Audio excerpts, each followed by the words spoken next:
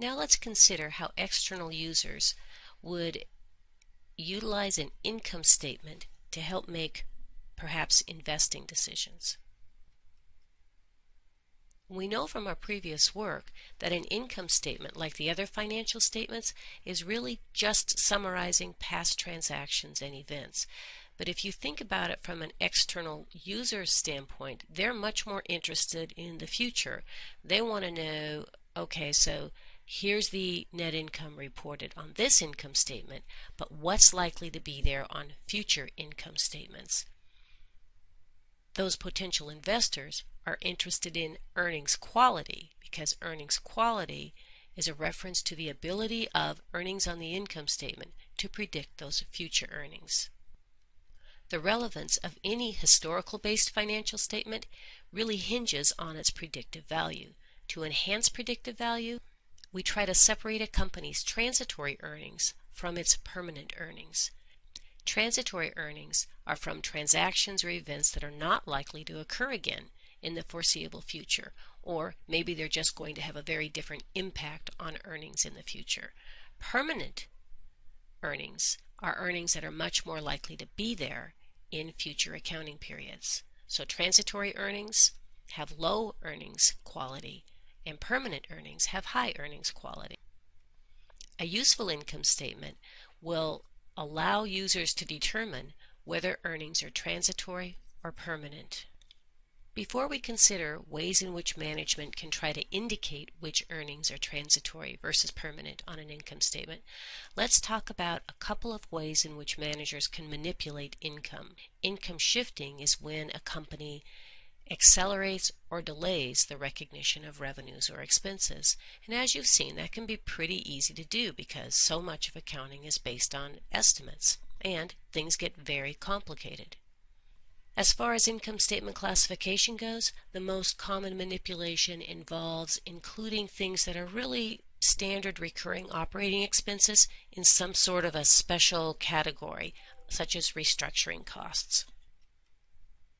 By doing that, management can make some costs look like they're transitory when in fact they really are permanent.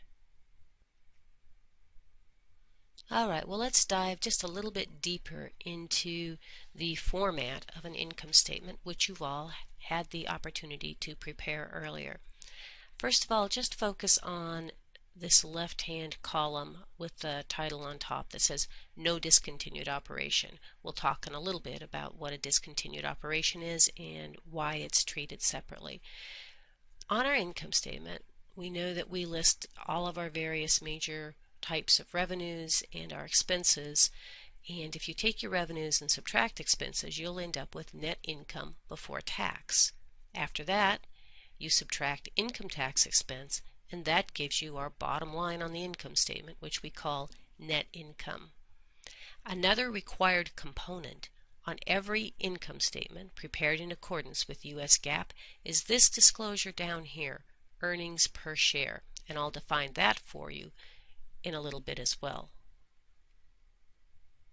Another thing we'll do shortly is look at a couple of standard formats for presenting this net income before tax number. Net income before tax can be presented in a single step format or a multi-step format, and we'll contrast both of those two options. Before we do that, however, let's spend just a couple of minutes talking about a discontinued operation, because this is a really good example of the financial statements being made more useful and trying to indicate permanent versus transitory earnings. As you can see from the definition at the bottom of the slide, discontinued operations represent net income from parts of a business that have been sold during the current accounting period, along with any related gain or loss from selling that part of the business. So certainly if you sold a part of your business, then the income from that business is not going to be there on future income statements, and the gain or loss related to that sale will also not be there on future income statements. So one thing that we do on financial statements in order to alert readers to this fact is we report the results of discontinued operations in its own separate section of the income statement.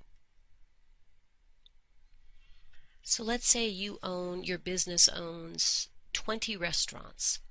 10 of your restaurants are located in New York and 10 of your restaurants are located in Florida. And during the current year, you sold all of your Florida restaurants. If that was the case, it's likely that the sale of your Florida restaurants would qualify as a discontinued operation. If that's the case, all of the income and expenses from your Florida restaurant operations and any gain or loss on the sale of those restaurants would be reported in a separate section of the income statement. Right above that reporting of the discontinued operations, you would report income from continuing operations. So this basic standard section of the income statement would be reporting net income from the New York restaurant operations. The bottom line of that section of the income statement would be called income from continuing operations, and it would be reported first of all before income tax expense. Then you would compute income tax expense just on that New York restaurant operations income, and that would give you income from continuing operations. The name income from continuing operations is supposed to alert you to the fact that there were also some discontinued operations. So after income from continuing operations, you would report the results in gain or loss on those Florida restaurants in a section called discontinued operations. You would do a separate tax computation for those discontinued operations so that a reader could look at these two different sections of the income statement independently, and a reader would know that the income in this first section from the New York restaurant operations is the income that's likely to be there in the future. If you take the income from continuing operations and combine it with the income from the discontinued operations, you'll have net income for the year. But splitting that net income for the year into these two different sections of an income statement gives a reader much better information to make decisions about the future income potential for the company. And then, of course, as in the case where there was no discontinued operation, this income statement will also have to have an earnings per share computation. And in fact, when an income statement has a discontinued operation, companies are required to report earnings per share on the continuing operations and earnings per share on the discontinued operations, as well as earnings per share on overall net income. So you actually need to report several different earnings per share numbers. Alright, well, let's go back and look at this top section again. Well, to report these standard non-discontinued operations items on an income statement, I told you that companies can use a couple of different approaches, a single-step approach or a multi-step approach. Let's take a look at that next. The single-step approach is definitely the easiest approach. In the single-step approach, you'll see a company just basically total up all of its revenues, total up all of its expenses except for income tax expense, and then they do in one single subtraction, they come up with net income before tax. Then they subtract their tax expense and that gives them net income. A multi-step or multiple-step income statement also includes several useful subtotals. Common subtotals will be gross margin and operating income. Here's an example of a single-step income statement. There's no discontinued operation involved here, so you see we just have our computation of net income. In particular, notice here's our various revenues. We only have one type of revenue, sales revenue. It's called net sales here. We have these three different expenses being totaled up to get our total expenses. Revenues minus expenses is net income before tax, and then we have a separate line item for tax expense. Income tax expense is always reported separately. It gives us the ability to estimate a company's tax rate for financial statement purposes. So if you divide 36,293 by 98,267, you have an estimated tax rate for this company. Remember net income here. Let's take a look at this very same income statement, just reformatted into a multiple step income statement. Net income won't change. So here's the multi-step income statement, and this one shows you the two major subtotals that you see provided on income statements. Gross profit, simple definition, gross profit is always sales revenue minus cost of goods sold. This is also oftentimes called gross margin. Those terms are used interchangeably. The other major subtotal here is operating income, also a very common one. Operating income really is trying to divide revenues and expenses between whether they're operating items or non-operating items.